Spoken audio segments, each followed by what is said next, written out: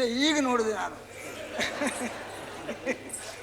ಏನು ಹಿಂದಿನ ಜನ್ಮದಲ್ಲಿ ಏನಾಗಿದ್ಯೋ ಯಾರಿಗೂ ಗೊತ್ತು. ಕೃಷ್ಣ, ನಾನು ಹಿಂದಿನ ಜನ್ಮದಲ್ಲಿ ಏನಾಗಿದ್ದೆ ಅಂತ ನನಗೆ ಗೊತ್ತಿದ್ರೆ ನಾ ಈ ಆಶ್ರಮದಲ್ಲಿ ಇಷ್ಟು ವರ್ಷ ಇರ್ತಿದ್ನ ಹೇಳು. ಅದಕ್ಕೆ ಹೇಳುವುದು, ಮರವೇ ಎನ್ನುವುದು ಒಂದು ವರ. ಅಂತಂದ್ರೆ ಮರವೇ ಎನ್ನುವುದೇ ಒಂದು ವರ. ನನಗೆ ಮರವೇ ಅಂದ್ರೆ ಮರವೇ ಎನ್ನುವುದೇ ಒಂದು ವರ. ಹೀಗೆ ಮಾಡ್ತಾನೆ. ಮರ ಅಲ್ಲ, ಮರವೇ. ಮರವೇ ಕೃಷ್ಣ, ಕಡಲಕ್ಕಾಗಿ ಹೌದು. ನನಗೆ ಈಗ ಗೊತ್ತಾಯ್ತು. ಕಡಲಕ್ಕಾಗಿ ಇರುವುದು ಅದು ನನಗೆ ಈಗ ಗೊತ್ತಾಯ್ತು. ಏನು? ನಿನಗದು ಏನು ಅಂತಲೇ ಗೊತ್ತಾಗ್ಲಿಲ್ಲ. ನಾನು ಕೃಷ್ಣ, ಇಷ್ಟೊತ್ತು ನಾನು ತಮಾಷೆ ಮಾಡಿದ್ದು ಹೌದು. ಅದು ಏನು ಎನ್ನುವುದೇ ನನಗೆ ಗೊತ್ತಾಗದೆ ಇತ್ತು. ಸತ್ಯವೇ. ಹೌದಲ್ಲ? ಹೌದು ಹೌದು. ಹಾಗಂತ ಗುರುಕುಲದಲ್ಲಿ ಅದೇ ಅದಾಗಿರ್ಬೋದು ಇದಾಗಿರ್ಬೋದು ಹೇಳ್ತಾ ಹೋದ್ರೆ ಯಾವ್ದಾದ್ರು ಒಂದಾದ್ರೂ ಆಗ್ಬಹುದು. ಆಗಬಹುದು. ಕುರುಡನ ಪೆಟ್ಟು ಅಂತ ರೂಢಿಯಲ್ಲಿ ಮಾತು ಉಂಟಲ್ಲ. 10 ಕಲ್ಲು ಹೊಡೆಯುವುದು ಒಂದಾದ್ರೂ ತಾಗ್ತದಲ್ಲ. ಒಂದೇ ಕಲ್ಲು ಹೊಡೆದು ಹಾಳಾಗುದು ಯಾಕೆ? 10 ಹೊಡೆದು ಒಂದೂ ತಾಗ್ಲಿಲ್ಲ. ಹಾಗಂತ ಗುರುಗಳು ಆಗಾಗ ಎಷ್ಟೆಷ್ಟೋ ಪ್ರಶ್ನೆಗಳನ್ನ ಕೇಳುತ್ತಿದ್ರು. ನಾನು ನೀನು ಒಟ್ಟಿಗೆ ಇರುವಾಗ ಮೊದಲು ಹೇಳುವ ನಾನೇ ಆಗಲಿಲ್ವೇನ? ಯಾವ್ದನ್ನು ಪ್ರಶ್ನೆಗೆ ಉತ್ತರ ಹೇಳುದು ಮೊದಲು ನೀನ? ಮತ್ತೆ ಮೊದಲು ನೀನು ಉತ್ತರ ಹೇಳಿದ್ದೆ. ನಾನೇ ಮೊದಲು ಹೇಳಿದ್ದು. ಈ ಪ್ರಶ್ನೆಗೆ ಉತ್ತರ ನನಗೆ ಗೊತ್ತಿಲ್ಲ ಅಂತ ಮೊದಲು ಹೇಳಿದವನೇ ನಾನು. ಆಮೇಲೆ ಉತ್ತರ ನನಗೆ ಗೊತ್ತುಂಟು ಗುರುಗಳೇ, ನಾನು ಹೇಳಲ್ಲ ಅಂತ ಹೇಳಿದವ ನೀ. ಈಗ ಮೊದಲು ಹೇಳಿದವ್ರು ಯಾರು? ನಾನೇ. ಗೊತ್ತಿಲ್ಲ ಅಂತ ಮೊದಲು ಹೇಳಿದವ ನೀನು. ಗೊತ್ತಿಲ್ಲ ಅಂತ ಮೊದಲು ಹೇಳಿದವ ಯಾವ್ದಾಗ್ಲಿ ಮೊದಲು ಹೇಳಿದವ ಹೌದಾ? ಹೌದಪ್ಪ, ಅದರ ಮಟ್ಟಿಗೆ ಮಾತೇ ಇಲ್ಲ. ಮೊದಲ ಶಿಷ್ಯನು ನಾನೇ, ಮೊದಲು ಹೇಳಿದವನು ನಾನೇ. ಅದು ಏನು ಅಂತ ಗೊತ್ತಿಲ್ಲ ಅಂತ ಹೇಳುವ ಮೊದಲು ನಾನೇ. ಒಂದು ಕೆಲಸ ಮಾಡೋಣ, ಈ ಪರಿಸರದ ಪರಿಚಯ ನಮ್ಮ ಗುರುಗಳಿಗೆ ಉಂಟಲ್ಲ, ಅವರಿಗೆ ಈ ವಿಷಯ ತಿಳಿದಿರಬಹುದು. ಅವರಲ್ಲಿಯೇ ಹೋಗಿ ಕೇಳೋಣ. ಹೇಳು.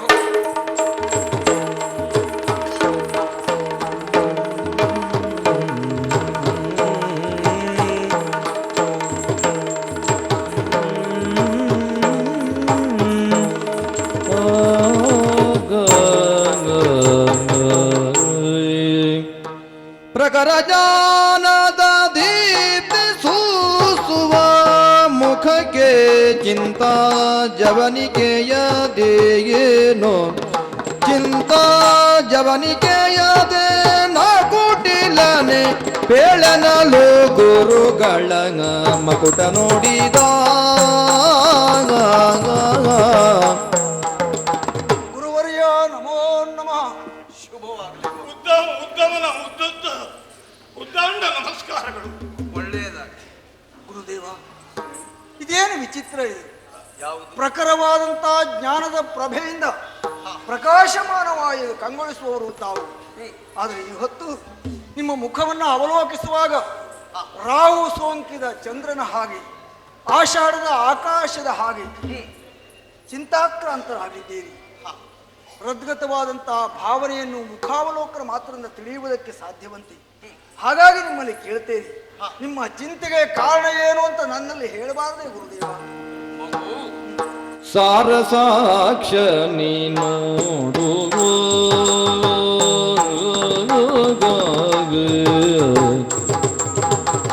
ಸಾರಸಾಕ್ಷನೆ ನೋಡು ನಾವೆಯ ಏರಿ ಬರುತ್ತೀಗ ದಾನವರ ಗಾಗ, ನಾವೆಯ ಏರಿ ಬರುತ್ತೀಗ ದಾನವರ ಪರಿವಾರಗಳ ಮಮ ಚಿಂತೆಗದುವೇ ಕಾರಣಗಳು.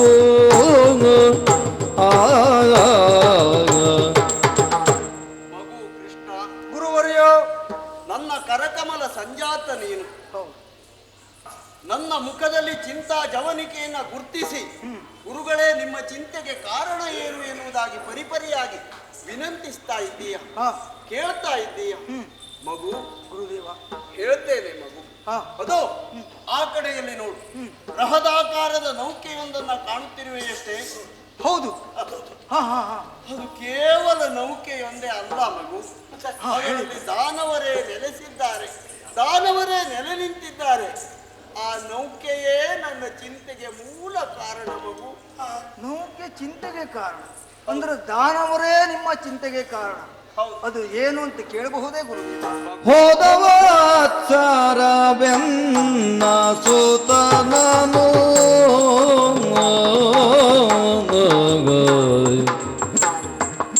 ಹೋದವ ಆದುರಾತ್ಮಕ ಪಂಚಜನ ಆದುರಾತ್ಮಕ ಪಂಚಜನ ಸೆಳೆದೊಯ್ದ ಸುತ ಶೋಕಗಳು ಎನ್ನನು ಬಾಧಿಸುತ್ತಿದ್ದೀಯೇ ಸೆಳೆದೊಯ್ದ ಸುತ ಶೋಕಗಳು ಎಂದನು ಬಾಧಿಸುತ್ತಿದೆ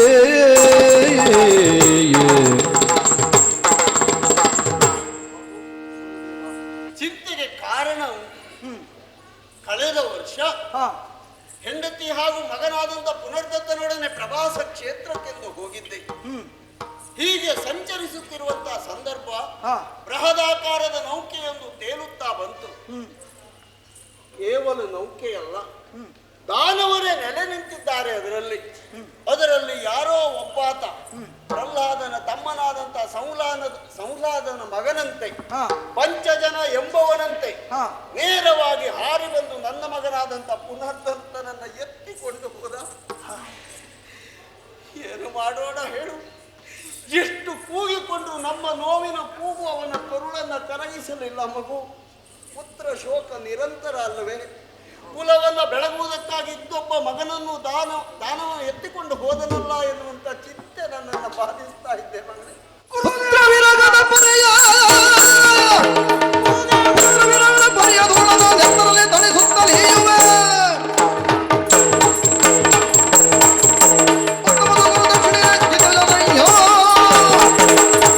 ಗುರುದೇವ, ಈಗ ಅರ್ಥ ಆಯಿತು.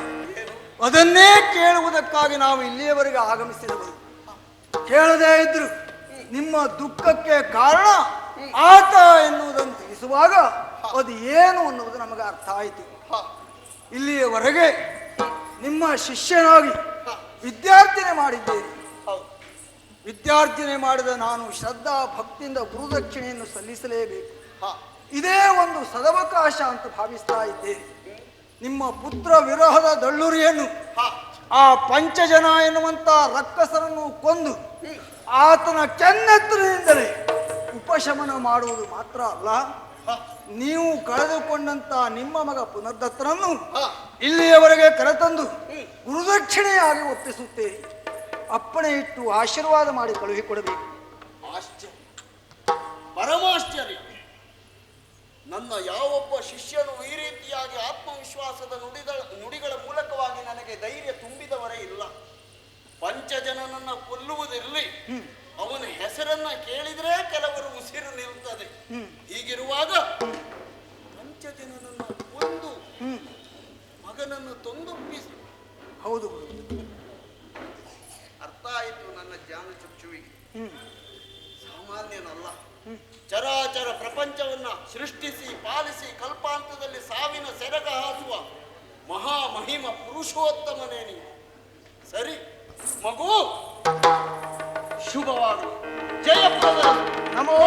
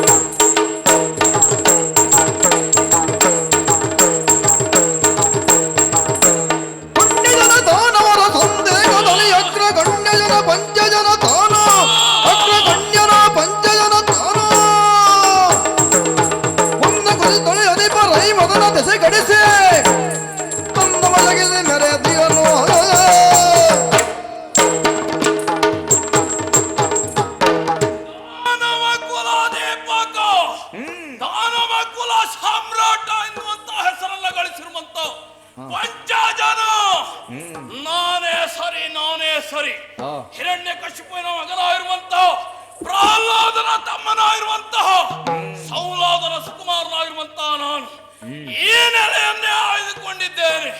ಕುಶಸ್ಥಳದಲ್ಲಿ ವಾಸವಾಗಿರುವಂತಹ 650 ಎಕರನ್ನ ಮಾಡಿದ್ದು ಈ ನೆಲೆಯನ್ನ ನನ್ನದ್ದಾಗಿಸಿಕೊಂಡೆ.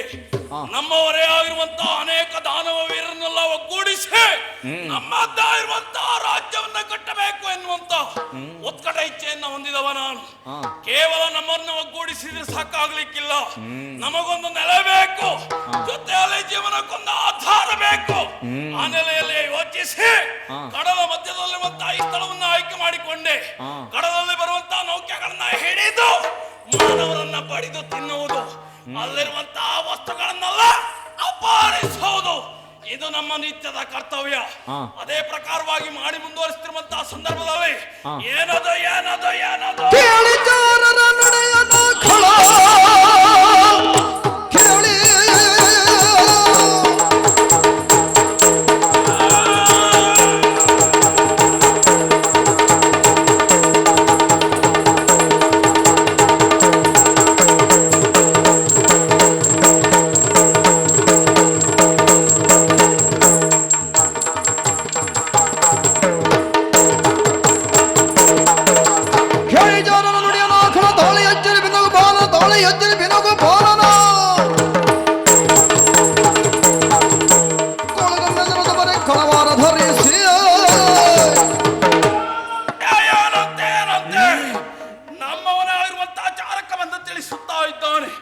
ಒಬ್ಬ ಪೌರ ನಮ್ಮಲ್ಲಿವರೆಗಾಗಿ ಬಂದಿದ್ದಾನಂತೆ.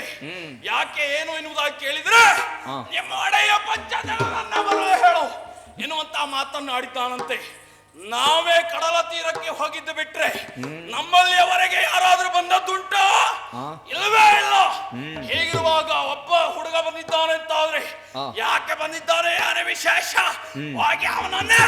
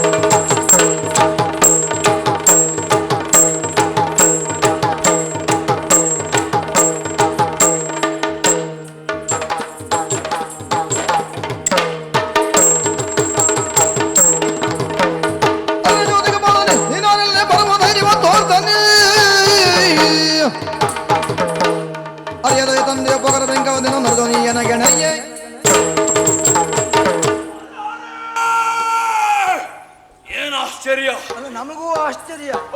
ಇತ್ತೀಚೆಗೆ ಇಂತಹದ್ದನ್ನು ನಾವು ನೋಡಿಲ್ವಾಗಿ. ಹೌದಾ? ಹಾಗಾಗಿ ನಾನೇ ಬಂದಿದ್ದೇನೆ. ಇವನೇ ರಸ್ಕಸನೆ ಅಲ್ಲ, ಗಸಗಸೆ ರಕ್ಕಸನ. ಇದೇನು ಆಶ್ಚರ್ಯ ಇದು? ಯಾವುದು?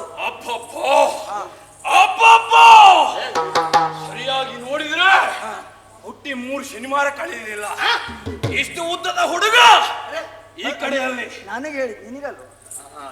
ಮತ್ತೊಬ್ಬ ಸಾಕಷ್ಟು ಎತ್ತರವಾಗಿದ್ದಾನೆ. ಎಷ್ಟು ಶನಿವಾರ ಕಳೆದಿದ್ದಾನೆ ಗೊತ್ತವ? ಶನಿವಾರ ಅಲ್ಲ, ಎಷ್ಟು ಸೋಮವಾರ ಮುಗೀತು ಅದು ಗೊತ್ತುಂಟ ನಿನಗೆ? ಹೌದಾ? ನಿನ್ನ ನೋಡಿದ್ರೆ ಅರ್ಥ ಆಗ್ತದೆ. ಅದೇ ಸೋಮವಾರ ಕಳೆದತ್ತು. ಹೇಗಿರುವಾಗ ಚಿಂತೆ ಬಂದ್ರೆ ಇದೆ ಹೇಗೆ ನೀವಿಬ್ರು ಒಟ್ಟಾಗಿ ಇಲ್ಲಿವರೆಗೆ ಬರ್ತಾ ಇದ್ದೀರಿ. ಯಾಕೆ ಬಂದಿದ್ದೀರಿ ಎನ್ನುವಂತಹದ್ದು ಅರ್ಥ ಆಗಲಿಲ್ಲ ನಮಗೆ. ಮಾನವರ ಆಗಮನವೇ ವಿಶೇಷ. ಅಂದಂತ ಅವರನ್ನು ಬಿಡುವವರು ನಾವು ಅಲ್ಲವೇ ಅಲ್ಲ. ಯಾಕೆ ನಾವು ಅವರ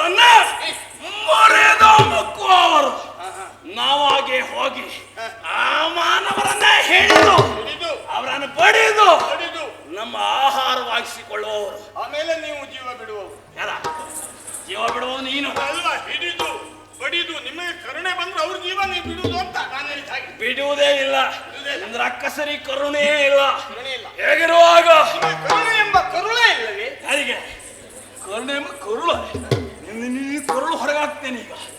ಏ ಕೂಗಲ್ವಾ ಏನ ಸಣ್ಣ ಕೇಳ ಮರ ಕೂಗಿತ ಇದು ಸಮುದ್ರ ಯಾರ ನಮ್ಮ ಸ್ವರವೇ ಹಾಗೆ ಕೂಗಿದ್ರೆ ನೀ ಎದೆ ಬಡ್ದು ಹೋಗ್ತದೆ ಎಚ್ಚರ. ಏ ಹುಡುಗ ಯಾರು ನೀನು? ಮರ್ಯಾದೆ ಕೊಟ್ಟು ಮಾತಾಡೋ. ಏನ ಮರ್ಯಾದೆ ಕೊಟ್ಟು ಬೆರಳು ಮಾತಾಡೋ. ಬೆರಳು ಉಳಿಯುವುದಿಲ್ಲ ಕೇಳುವುದಕ್ಕೆ. ಮಕ್ಕಳೇ ಅದನ್ನ ಹೇಳಬೇಕಾದ್ರೆ ಹುಡುಗ ಹುಡುಗ ಮತ್ತೆ ನಿನ್ನ ಬಾಯಲ್ಲಿ ಏ ಹುಡುಗರೇ ಹೇಳಲಿಲ್ಲ ದಿಮ್ಮಿ ಮುದ್ಕ ಅಂತ ಹೇಳಿ ಹೇಳ್ತೇನೆ ಸುಮ್ಮನೆ. ಏ ಸಿಟ್ಟ ಬಂದ್ರೆ ಏನ್ ಮಾಡ್ತೀಯ? ನೀನು ಮೂಗು ಮುಸುಡು ಎಲ್ಲ ಬೇರೆ ಮಾಡ್ಬಿಡ್ತೀನಿ. ನೋಡುವ ಬಾ ಉಂಟ ಸ್ವಲ್ಪ ಸುಮ್ಮನೆ ಇರುವ. ನೋಡ್ಬೇಕು ಏ ಹುಡುಗ ಯಾರು ನೀನು? ಇಲ್ಲಿಗೆ ಯಾಕಾಗಿ ಬಂದೆ? ಏನು ಉದ್ದೇಶ? ಕೇಳು ಕೇಳು. ಗುರು ಸಂದೀಪರ ಶಿಷ್ಯನು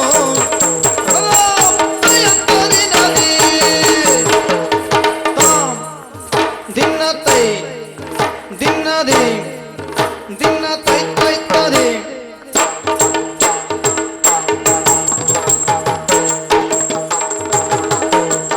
ಗುರು ಸಂದೀಪರ ಶಿಷ್ಯನು ಗುರು ಸಂದೀಪರ ಗುರು ಸಂದೀಪರ ಶಿಷ್ಯನು ಗುರು ಸಂದೀಪರ ಶಿಷ್ಯನು ಗೋಪನ ಕಂದೈ ಗೋಪನ ಕಂದೈ ಗೋಪನ ಕಂದೈ ಗೋಪನ ಕಂದ ಮುರಳಿ ಮೋಹನನು ನಾನು ಗೋಪನ ಕಂದ ಗೋಪನ ಕಂದ ಗೋಪನ ಕಂದ ಮುರಳಿ ಮೋಹನನು ನಾನು ಮುರಳಿ ಮೋಹನನು ನಾನು ಮುರಳಿ ಮೋಹನನು ಮುರಳಿ ಮೋಹನನು ನಾನು ಮುರಳಿ ಮೋಹನನು ನಾನು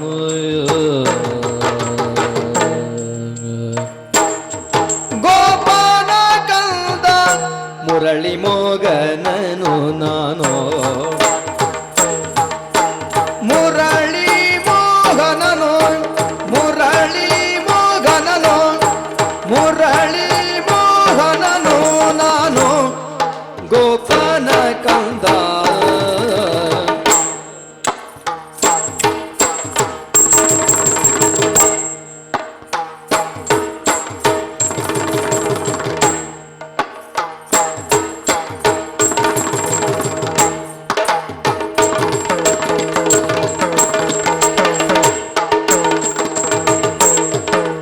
ಗುರು ಸೋತನನು ಅಪಹರಿಸಿ ತಂದಿಗೆ ಏನೋ ಗುರು ಸೋತನನು ಅಪಹರಿಸಿ ಅಪಹರಿಸಿ ಅಪಹರಿಸಿ ಅಪಹರಿಸಿ ಅಪಹರಿಸಿ ತಂದಿಗೆ ಏನೋ ಗುರು ಸುತನನು ಅಪಹರಿಸಿ ಅಪಹರಿಸಿ ತಂದಿಗೆ ಏನೋ ಭರದಿಂದಪ್ಪಿಸೋ ಎನಗೆ ಭರದಿಂದಪ್ಪಿಸೋ ಎನಗೆ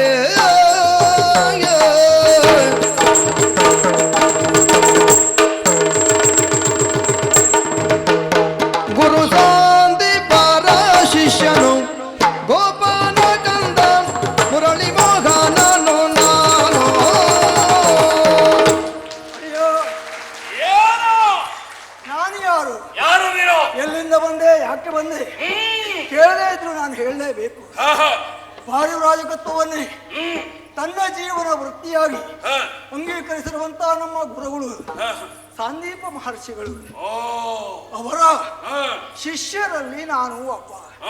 ನಾನು ಒಬ್ಬ ಹೌದು. ನಾನು ಒಬ್ಬ ಅಂದ್ರೆ ಮತ್ತೆ ಅನೇಕರು ಇದ್ದಾರೆ ಅಂತ ನಾನು ಒಬ್ಬ ಹೌದು ಅಂತ. ಇವನು ಹೌದು. ಇವನು ನನ್ನ ಸಖ. ಅವನ ಹೆಸರು ಉದ್ದವ ಎಂದು. ನಾನು ಉದ್ದ ಹೌದು. ಬಹಳ ಗಿಡ್ಡ ಇದ್ದಾನೆ. ಅವನ ಹೆಸರು ಹಾಗೆ.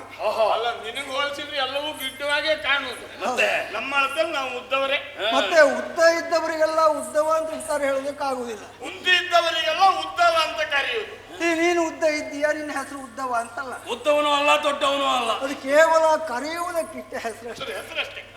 ಹೆಸರಿಗೂ ಆಕಾರಕ್ಕೂ ಆಚಾರಕ್ಕೂ ಸಂಬಂಧ ಇರಬೇಕು ಅಂತಿಲ್ಲ. ಅವನನ್ನು ನೋಡಿದ್ರೆ ಅದು ಅರ್ಥ ಆಗ್ತದೆ. ಯಾಕೆ ಹುಟ್ಟಿದ 11ನೆಯ ದಿವಸಕ್ಕೆ ಹೆಸರು ನೀಡ್ತಾರೆ.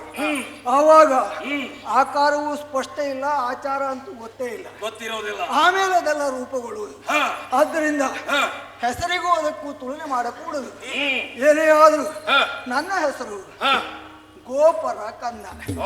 ಹೇಳಿ ಕೇಳಿ, ಗೋಪರ ಕುಲದಲ್ಲಿ ಬೆಳೆದವನು ನಾನು, ಗೋವುಗಳನ್ನು ಕಾದವನು ನಾನು. ಗೋಪಾಲಕ ಅಂತಲೂ ನನ್ನ ಕರೆಯುತ್ತಾರೆ. ಮತ್ತೆ ನನ್ನ ಕೈಯಲ್ಲಿ ನೀನು ಗಮನಿಸಿರಬಹುದು ಒಂದು ಬಿದಿರು ತುಂಡು. ಅದು ನಿಮ್ಮಂತವರ ಕೈಯಲ್ಲಿದ್ರೆ ಅದು ಕೇವಲ ತುಂಡು. ನನ್ನ ಕೈಯಲ್ಲಿ ಮತ್ತೆ ಅದ್ರ ತೂತುಳ್ಳಂತಹ ತುಂಡು. ಬರೇ ತೂತು ಮಾತ್ರ ಅಲ್ಲ, ಮತ್ತೆ ಆ ತೂತಿನ ಮೇಲೆ ಬೆರಳನ್ನು ಆಡಿಸಿದಾಗ